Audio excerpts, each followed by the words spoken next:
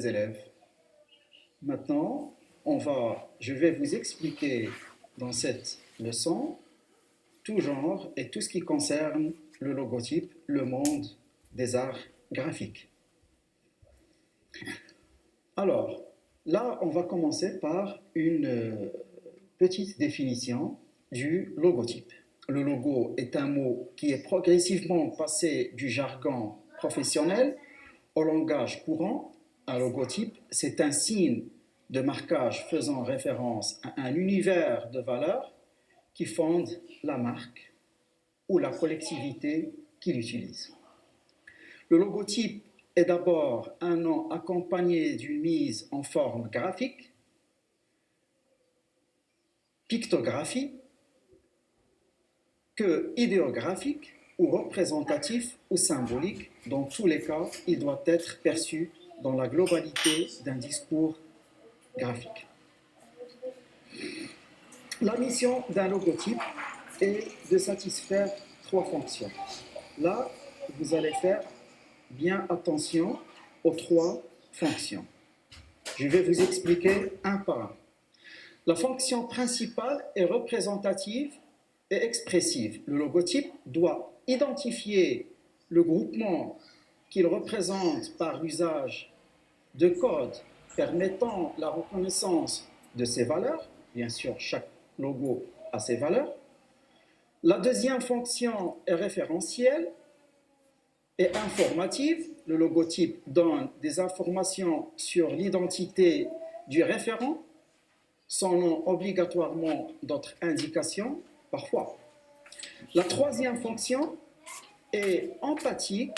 Le logotype s'adresse à une cible.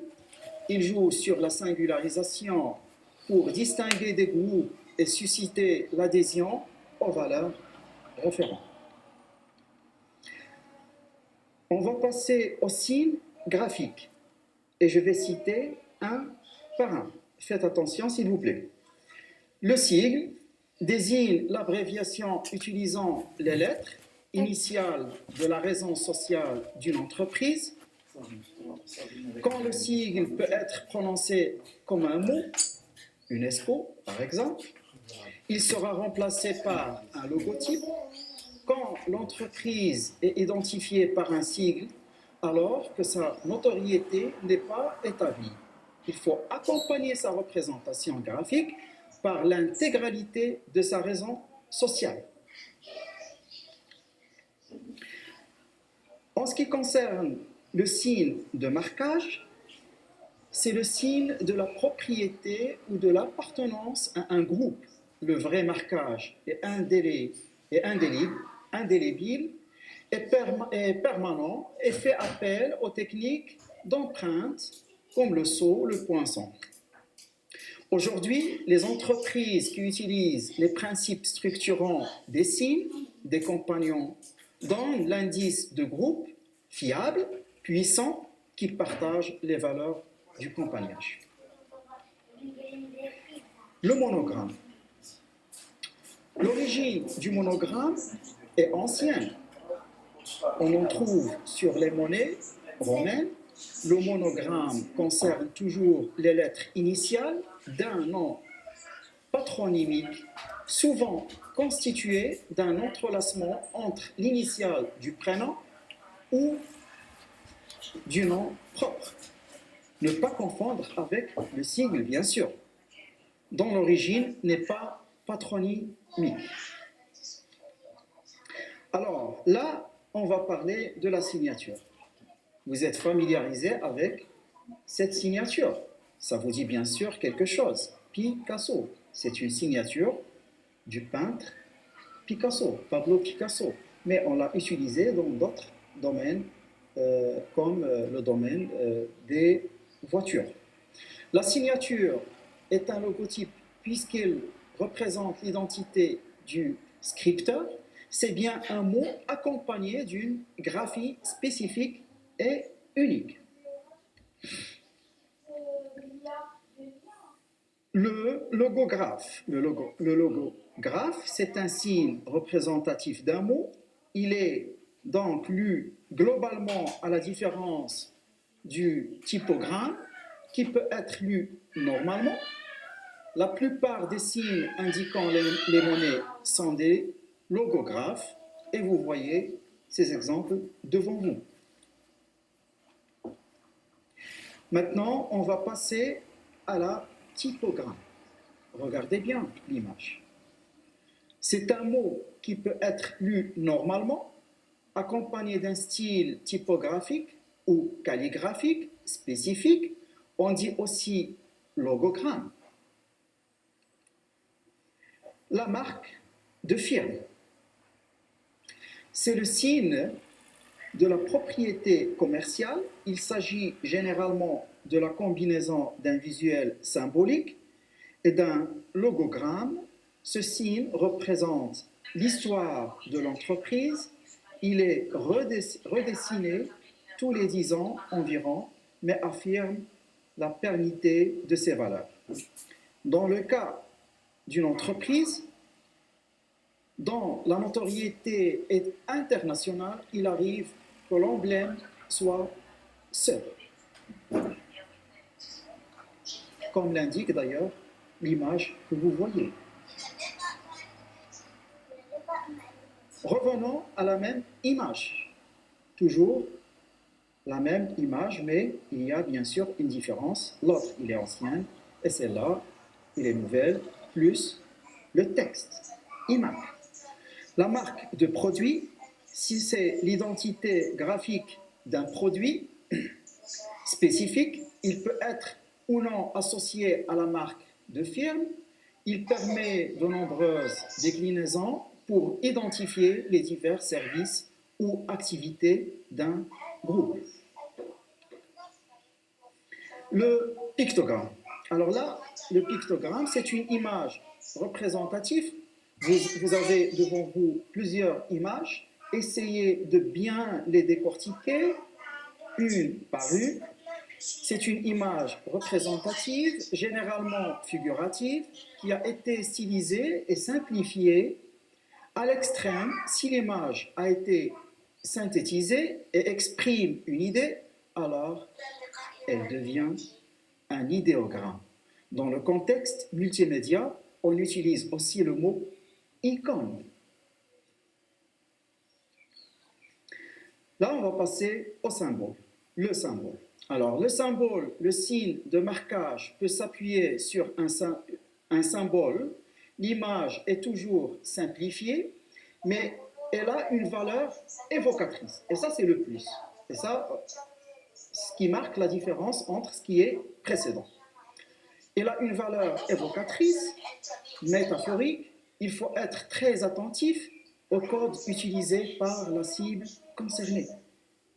Parce qu'on a toujours, dans ce monde des arts graphiques, dans ce monde de publicité, on a toujours une cible devant nous, qu'on doit prendre en considération, bien sûr. Alors, la cible concernée, parce qu'un symbole n'a pas la même valeur de communication dans différentes cultures.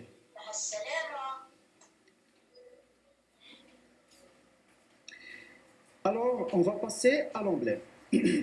L'emblème, c'est l'attribut pictographique ou idéographique chargé de représenter les valeurs d'un groupe ou d'une personne.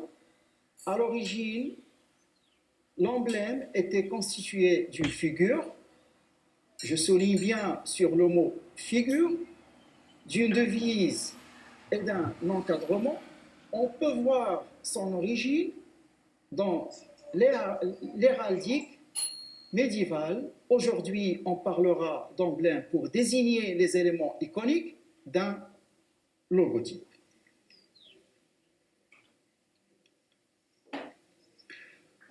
L'idéogramme.